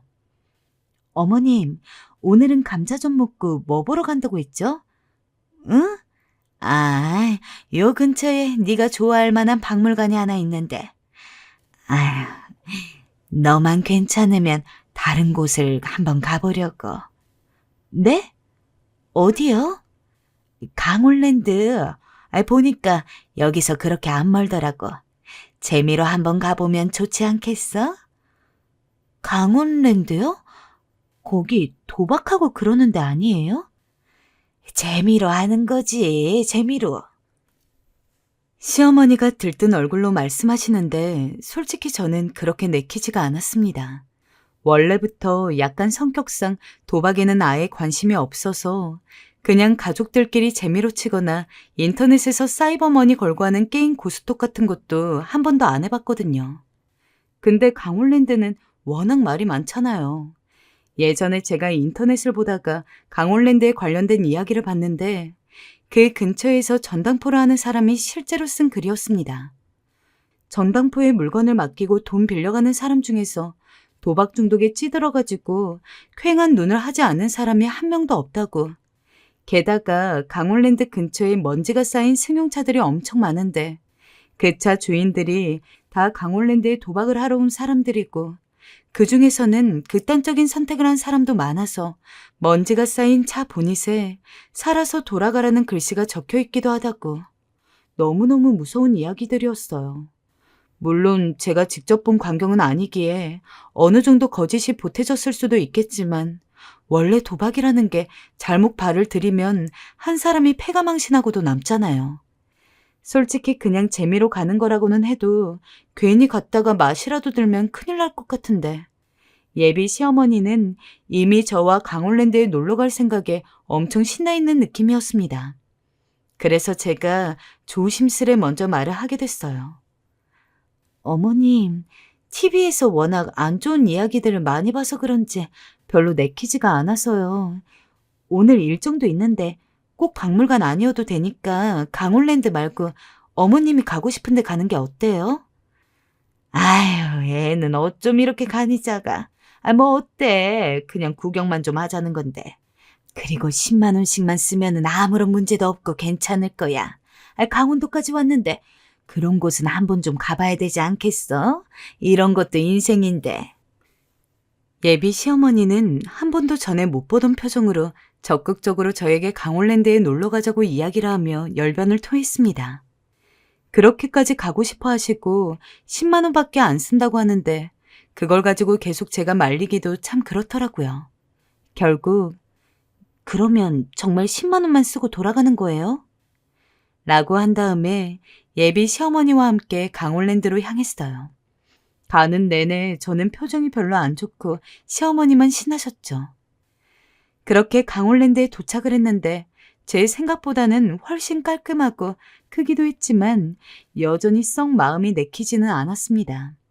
그런 제 손을 잡고 시어머니가 얼른 들어가자며 강원랜드 안에 발을 들이는데 사람이 엄청 많더라고요. 저한테는 완전 별세계였습니다. 어벙한 표정으로 이곳저곳 구경만 하고 있는 저를 시어머니가 붙잡은 뒤에 여기저기 데리고 다니는데 처음 오는 사람치고 너무 내부를 능숙하게 알고 계시더라고요. 어머님 강원랜드 처음 오시는 거 아니었어요? 아, 내가 실은 예전에 강원도에 친구랑 둘이 온 적이 있었는데 그때 친구 따라서 1시간 정도 놀다 간 적이 있어. 나도 잘 몰라. 게임도 모르고. 그냥 재미로 하는 거지 뭐. 뭐 한두 번 노는 거야 도박 중독이라고 볼 수 없다는 걸 알기 때문에 그냥 그러시냐고 하고서 저는 다시금 눈만 대굴대굴 굴리며 눈치를 보고 있었습니다. 하는 방법은커녕 게임 이름도 하나 몰라서 더 재미가 없었어요. 게다가 가끔 주변을 보다 보면 정말 인터넷에서 봤던 얘기처럼 어딘가 눈빛이 퀭한 사람들도 보여서 좀 무서웠거든요. 하지만 시어머니는 그런 건 눈에 들어오지도 않는지 거의 저랑 왔다는 건 까먹으신 것처럼 강원랜드 안에서 홀로 재밌게 게임을 즐기기 시작했습니다. 저는 시어머니 곁에서 떨어지지 않은 채로 시어머니가 하고 있는 게임을 구경하는 일이 전부였죠. 저는 뭐가 뭔지도 모르겠는데 시어머니는 완벽히 다 꿰고 있는 마냥 탄식을 하기도 하고 어떤 때는 엄청 방방 뛰면서 좋아하기도 하셨습니다. 그런데 갑자기 예비 시어머니가 제 팔을 딱 잡더니 어머, 나 50만 원 땄어. 이러면서 자기가 하고 있는 것 좀 보라며 저를 이끌었습니다. 저도 너무 대단하시다는 식으로 이야기하면서 축하드리고 싶었지만 솔직히 게임 방법도 뭣도 모르는 상황에서 멀뚱멀뚱 보고 있을 수밖에 없더라고요. 이게 뭔지를 알아야 정말 대박 났다고 하면서 같이 신날 텐데 그때 시어머니가 제 손을 잡더니 그러시더군요. 아유, 근데 지희 너는 여기까지 와서 게임도 한번 안 해보려고 그래? 아, 제가 이런 거는 아예 어떻게 하는지를 몰라서요.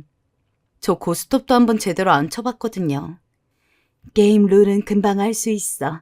이것부터 해봐라. 내가 알려줄게. 그러면서 예비 시어머니는 제가 아무것도 안 하고 가만히 서 있는 게 별로였는지 저를 무슨 기계로 데리고 가서는 이렇게 하는 거라며 방법을 알려줬습니다. 다행히 조작은 어렵지 않아서 할 만은 했는데 솔직히 이게 무슨 재미인지도 모르겠고 하지만 기껏 예비 시어머니가 알려주신 걸 안 해볼 순 없어서 저는 어쩔 수 없이 자리에 앉아가지고 예비 시어머니가 지켜보는 과정에서 게임을 할 수밖에 없었습니다. 무슨 버튼을 누르고 어쩌고 하면서 예비 시어머니 눈치 슬쩍슬쩍 봐가며 이것저것 버튼도 누르고 그러는데 어머, 이게 뭐야? 기계가 뭔가 휘황찬란하게 소리를 내길래 얼떨떨하게 보고 있는데 그 광경을 같이 보고 있던 예비 시어머니가 옆에서 엄청 놀라하고 계셨습니다. 보니까 제가 꽤나 큰 돈을 딴 모양이었죠. 그게 무려 300만 원이었습니다. 정말 어안이 벙벙했습니다. 원래 이런 도박장 같은 곳은 아무것도 모르는 초심자가 행운을 가져가게 된다는데 제가 딱 그런 꼴이었죠. 10만 원 버릴 생각을 하다가 졸지에 30배 해당되는 돈을 따게 된 거니까 기쁘기는 했어요. 정말 제가 300만 원을 딴 거예요? 그래, 지인이가 아주 운이 좋구나. 웬일이니? 이거 대박이다. 내일은 지희가 싸야겠는걸? 예비 시어머니는 저보다 더 좋아하셨죠. 완전히 아이처럼 좋아하시며 방방 뛰시는데 그 모습을 보니 저도 기분이 좋더라고요. 그런데 갑자기 나가려는 절 붙잡고 이러시는 거예요. 지희야, 우리 다른 게임도 하자. 네? 어머님, 돈도 땄는데 이제 나가면 안 돼요? 제가 이걸로 맛있는 저녁 사드릴게요. 전 오히려 그렇게 큰 돈을 땄기에 더는 하고 싶지 않았습니다. 하지만 예비 시어머니는 저랑 완전히 생각이 달라 보였습니다. 오늘 끝발이 엄청 좋은 것 같은데 원래 이런 날에 제대로 승부를 봐야 하는 거야. 제가 300만 원을 딴 걸 보니 예비 시어머니가 엄청 자극을 받은 것 같았습니다. 그런데 그 순간 걱정이 확 생기더라고요. 아니, 솔직히 그렇게 돈 따기가 쉬우면은 왜 도박하면서 패가 망신하는 사람들이 그렇게 많겠어요? 저는 그냥 정말 운이 좋아서 돈을 땄을 뿐인데 이미 예비 시어머니는 오늘 같은 날 제대로 도박을 하면 몇 천만 원도 벌어갈 수 있다느니 어쩐다느니 하면서 또 무슨 기계 앞에 앉아가지고 열심히 도박을 하기 시작했습니다. 말리기에는 예비 시어머니 눈에 어떤 열기가 잔뜩 도사리고 있어서 쉽게 말을 걸기도 어려웠어요. 하는 수 없이 그 옆에서 우물쭈물하며 상황을 지켜보고 있는데 예비 시어머니 표정이 점점 안 좋아지더라고요. 예, 네가 딴 것 중에 100만 원만 좀 빌려줘 보렴. 아, 네.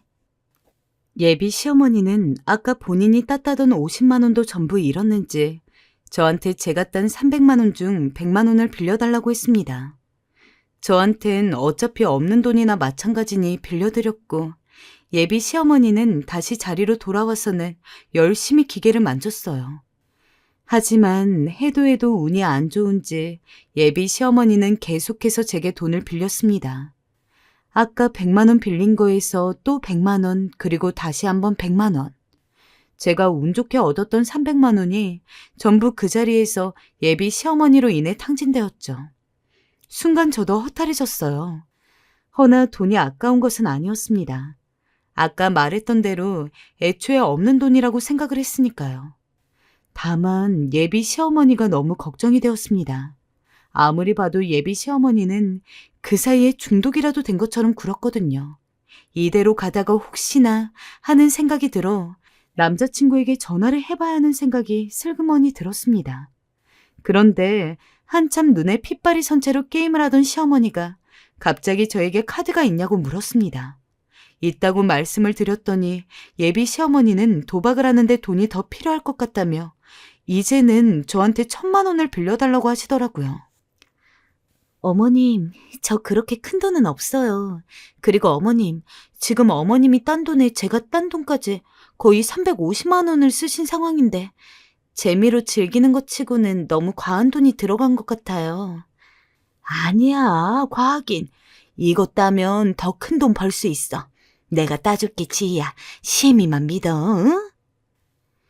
예비 시어머니는 요지부동이었습니다. 네가 이 돈을 빌려주면 어차피 나중에 내가 다 갚을 건데 뭐가 문제냐. 그리고 원래 이렇게 도박장 놀러와서는 한 1,000만 원 정도 쓰는 건 일도 아니다. 당장 결혼이 오래 남지도 않은 상황에서 예비 시어머니 되실 분이 그렇게 이야기하는데 저로서도 더 이상 말리기가 힘들었습니다. 허나 아무리 생각해도 이건 정말 아니다 싶더라고요. 마침 남자친구에게서 전화가 걸려왔는데 남자친구 이름을 보니 더더욱 그런 생각이 들었습니다. 어머님, 이제 진짜 안 돼요. 저 이제 정말 화낼 거예요. 얼른 가요. 얘가 짜증은. 전 그러면 너 먼저 가거라. 나는 여기서 조금 더 하고 갈 테니까. 예비 시어머니는 기어이 돈을 빌려서라도 하겠다는 기세로 밖에 나가 친구분에게 돈을 빌리려 하시더군요. 도대체 얼마나 더 쓰고 가시려고.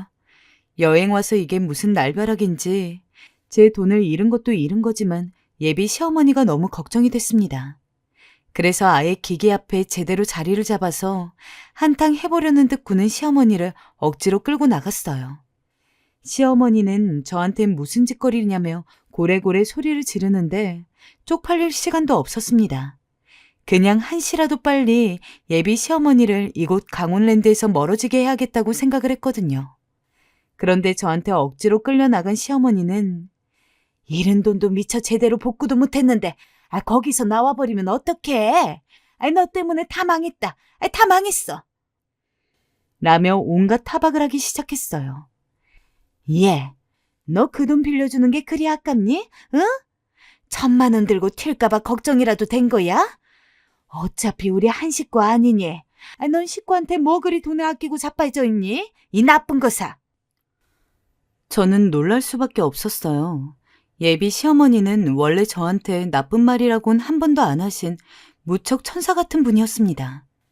그리고 평소 성품 자체가 우아하신 분이라 저는 내심 시어머니는 욕 같은 걸 전혀 모르고 살았을 거라고 생각했는데 차를 탄 뒤 제 옆에서 온갖 쌍욕을 하는 시어머니가 정말 낯설더라고요.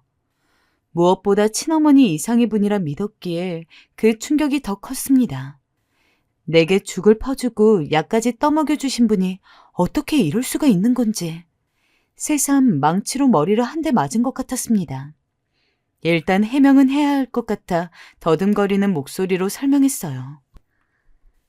어머니, 제가 돈이 아까워서 그런 것보다 어머님이 걱정돼서 그런 거예요. 너무 빠지신 것 같아서요. 됐다.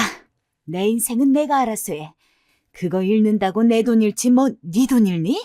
이 나쁜 것.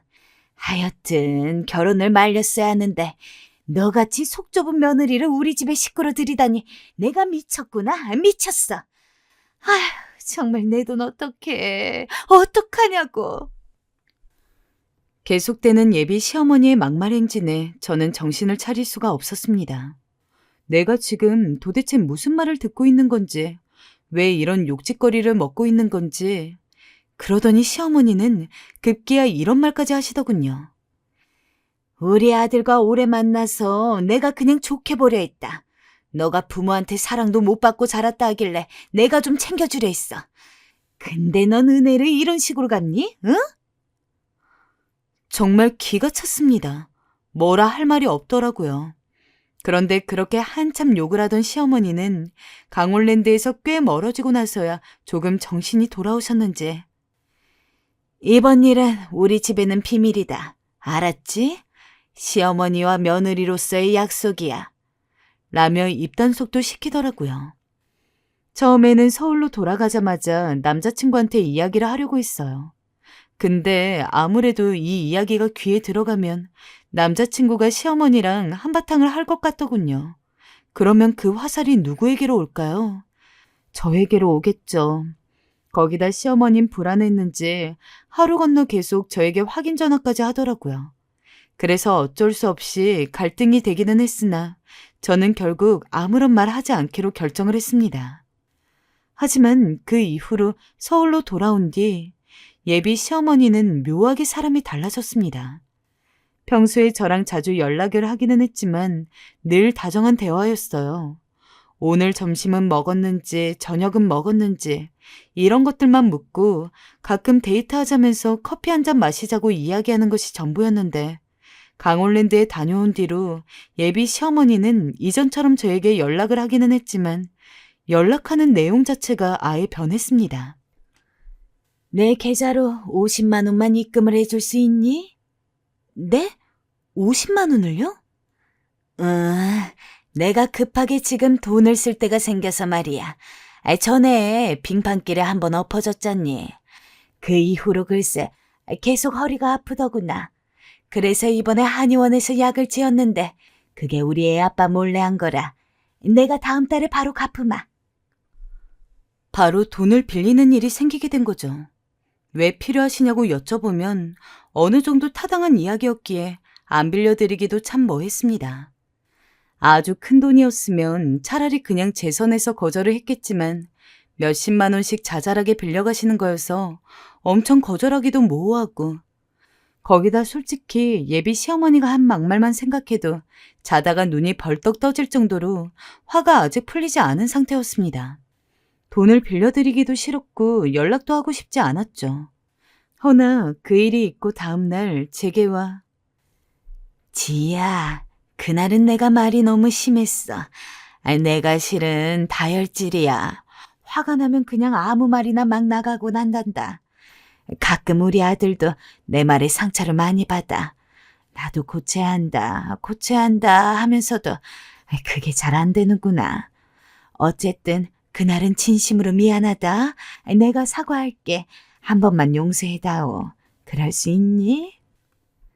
이렇게 눈물까지 그렁하셔서 말씀하시는데 사과를 안 받으면 제가 괜히 나쁜 며느리가 될 것 같더라고요. 그래서 울며 겨자 먹기로 다신 그런 말 하지 마세요, 어머님.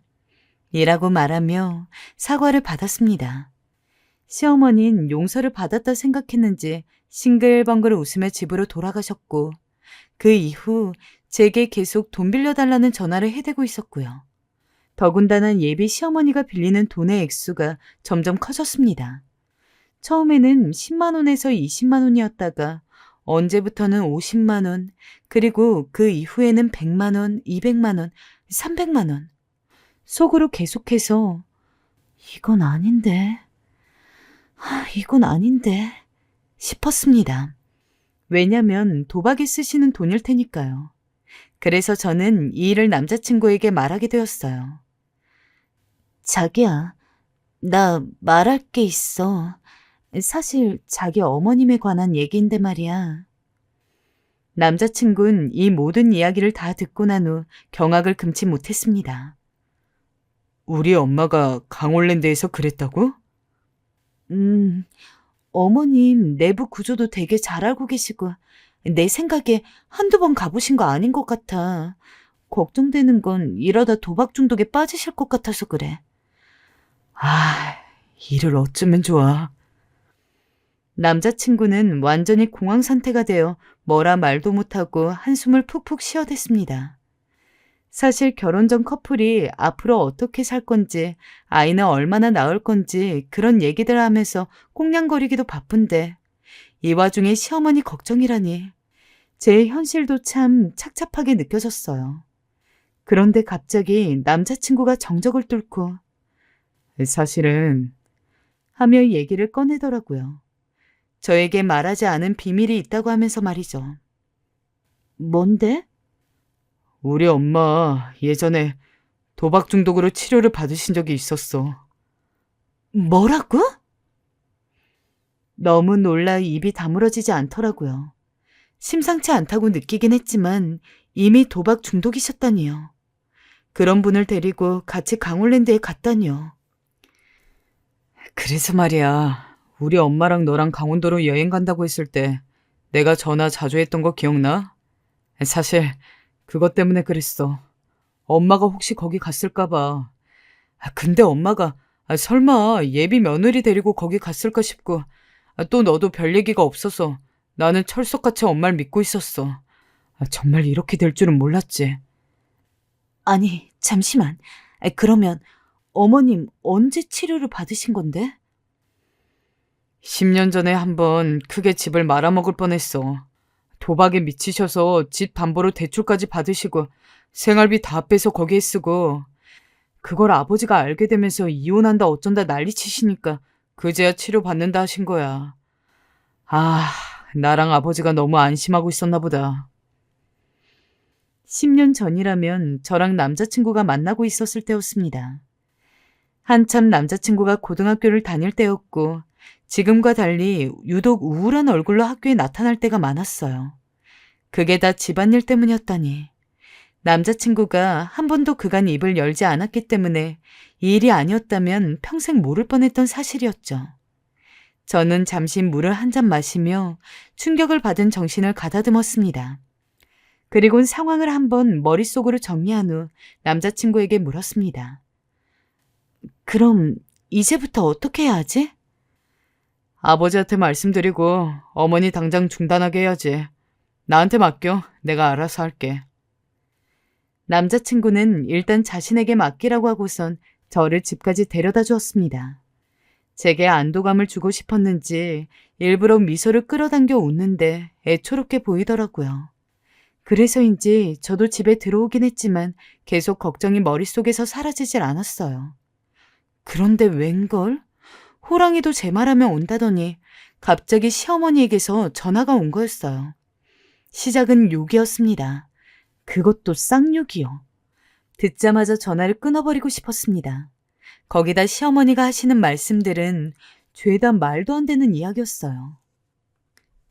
너 어쩜 이럴 수가 있니? 내가 비밀이라고 했니 안 했니? 너 나와의 약속이 그리 하찮아? 아님 내가 만만해? 어디 결혼도 안 한 계집애가 벌써부터 시미를 만만하게 봐. 너 당장 우리 식구들한테 말해서 거짓말이라고 해. 얼른. 어머님, 이미 다 밝혀졌어요. 수환이도 알게 됐다고요. 어머님, 왜 도박 중독이셨던 거 말씀 안 하셨어요? 전 그것도 모르고 어머님, 죄송한데 저 말 못 모르고요. 어머님 치료 받으셔야 해요. 그거 내가 먹는 거라고요. 뭐야? 어딜 누가 병자 취급해? 난 거기 가야 한다고. 너 당장 전화해. 우리 식구들한테 전화하라고. 결국 저는 그냥 전화를 끊어버리는 수밖에 없었어요. 귀청이 떨어질세라 고래고래 소리를 지르는 어머님을 감당할 수가 없었어요. 그리고 당장 남자친구에게 전화해 이 상황을 알렸죠. 그런데 예상치 못한 상황이 펼쳐져 있더군요. 우리 엄마가 없어졌어. 아마 강원랜드로 간 것 같아. 지금 아버지랑 차 타고 엄마 잡으러 가는 길이야. 세상에, 어머님은 저한테 전화를 하셨던 것도 강원랜드에서 하셨던 거예요. 이쯤 되니 저도 상황을 그대로 두고 볼 수가 없어 바로 차를 끌고 강원랜드로 향했습니다. 도착하자 이미 남자친구와 예비 시아버지께서 마주 앉아 담배를 태우고 있었습니다. 시아버님은 절 보자마자 면목이 없다며 고개를 푹 수그리셨어요. 이런 꼴을 보여 미안하다면서 말이죠. 아니에요, 아버님. 일단 어머님 찾는 게 우선이니 얼른 들어가 봐요. 겨우 아버님을 달래고 저와 남자친구 그리고 아버님까지 총동원해 어머님을 찾기 시작했습니다. 너무 내부가 커서 어머님을 찾는 게 힘들긴 했지만 땀을 뻘뻘 흘리며 찾으니 제 눈에 낯익은 뒷모습이 하나 밟히더라고요. 바로 어머님이었어요. 어머님은 또 이글거리는 눈빛으로 게임기를 쳐다보고 계셨고 전 돈을 집어넣으려는 어머님의 손목을 낚아채 끌고 나와버렸습니다. 얘, 너 손 안 나? 얘, 너 안 나? 이 손 안 나? 미쳤니? 시어머니는 제게 갖은 욕설을 다 했지만 저는 아랑곳 않고 남자친구에게 전화해 어머님이 여기 계시다고 알려드렸어요. 그러자 온 가족이 어머니 앞에 모이게 되었죠. 어머니도 염치는 있으신지 아버님이 냉한 눈으로 쳐다보시자 슬그머니 눈길을 피하시더라고요. 당신 아직도 정신 못 차렸어? 아니, 그게 아니고 난 한 판만 했어요. 돈도 별로 안 썼다고요. 지금 그게 중요해? 식구들 며느리 돈까지 빌려가며 도박을 한다는 게 말이 돼? 당신 정말 제정신이야? 정말 이제 나랑 끝내고 싶은 거야? 시아버님이 버럭 소리를 지르시니 어머님은 꼼짝도 못하시고 눈치만 살피었습니다. 안 할게요, 앞으로. 시어머니는 기어들어가는 목소리로 다시는 안 하겠단 말을 연신 반복했습니다.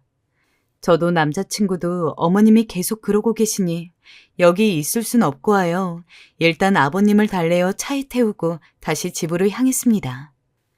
시어머니는 차에 타 집으로 향하시면서 뭐가 서러우신지 혼자 눈물을 훌쩍거리시더라고요. 저흰 그 울음소리를 들으며 집으로 왔고요. 무거운 표정으로 운전을 하고 계시던 아버님은 도착하시자마자 종이 한 장을 시어머니 앞에 턱 내려놓았어요. 각서 써. 네? 각서 쓰라고. 도박 한 번만 손댔다간 이혼이고 자식이랑도 인연 끊는다고. 아무리 그래도 인연은 그래서 못 써? 시어머니는 곧바로 아버님의 말에 맥을 못 추리시고 재빠르게 각서를 써내려가기 시작했어요. 날짜를 적고 지장까지 찍으시는데 보면서 저도 남자친구도 한숨이 안 흘러나올 수가 없었죠. 시어머니는 각서를 다 쓰신 후엔 저희를 보면서 직접 사과를 하셨습니다. 우선 아들아, 미안하다. 엄마한테 실망 많이 했지.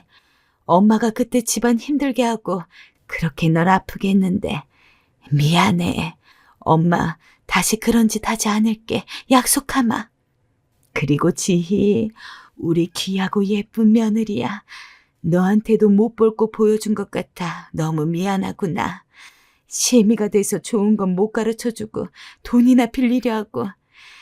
나도 내가 왜 그랬는지 제정신이었는지 싶다. 얘들아, 한 번만 나를 용서해다오. 다신 되풀이하지 않으마. 시어머니께서 진중한 눈빛으로 절 보며 사과를 하시는데 저도 남자친구 얼굴을 봐서 안 받아들일 수 없겠더군요. 일단은 기회를 드려보는 게 맞다고 생각했어요. 그래서 저도 한마디 얹었습니다. 어머님, 믿어볼게요. 이번 한 번만요. 대신 정말 이런 일이 또 생긴다면 이 각서대로 그대로 하셔야 해요. 그럼아, 그럴게. 어머님은 알겠다며 격하게 고개를 연신 끄덕이셨어요. 남자친구도 아들로서 이미 상처를 한 번 받은지라 이미 실망이 큰 듯 보였지만 별 대꾸 없이 그 상황을 넘겼습니다. 그 뒤 저희는 무사히 결혼식을 올리게 되었고 지금은 행복하게 신혼집에서 살고 있어요. 솔직히 말해 지금도 가끔씩 시어머니 걱정이 안 되는 건 아닙니다. 철없는 시어머니 언제 또 도박에 빠지실까 싶어 가끔 시아버지에게 물어보기도 하는데 다행히 아직까진 별일이 없습니다. 제발 바라건대 이대로만 유지되었으면 좋겠고요. 혹여나 마지막으로 이 사연 들으시는 분들 중 도박에 손을 대시려는 분들이 있다면 제발 후회할 일은 버리지 마시길 간절히 당부드립니다. 지금까지 사연 들어주셔서 감사하고요. 어머님, 이제 도박은 쳐다도 보지 마세요.